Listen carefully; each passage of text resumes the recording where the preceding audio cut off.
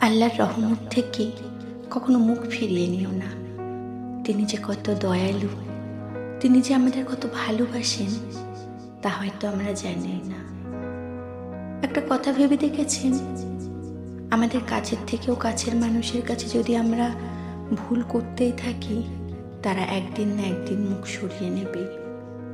কিন্তু আল্লাহ সুবহানাহু ওয়া তাআলা, আমরা জীবনের কত গুনাহ করেছি, কত না ভুল করেছি করছি, কিন্তু আল্লাহ কি বলেছে? সমুদ্রের পানির ঝাঁক সমান গুনাহ নিয়েও আল্লাহর কাছে যদি মন থেকে মাফি চাওয়া হয়, তাহলে আল্লাহ আমাদের সমস্ত গুনাহ মাফ করে দেবে। আর শুধু তাই নয়, এমনভাবে মাফ করবেন যেন আমরা কোনোদিন কোনো গুনাহই করিনি। আল্লাহ তাআলা কোরআন শরীফে বলেছেন, আমরা অনেক পরীক্ষার মধ্যে পড়ব। আর্থিক সমস্যা, শারীরিক সমস্যা, শত্রুদের ভয়, মানসিক সমস্যা, আরও অনেক কিছু। তার মানে এই নয় যে আল্লাহ আমাদের ভালোবাসেন না। আল্লাহ তো 70 মায়ের থেকেও বেশি আমাদের ভালোবাসেন।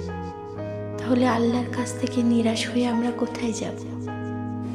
আমাদের তো আল্লাহই পাঠিয়েছেন।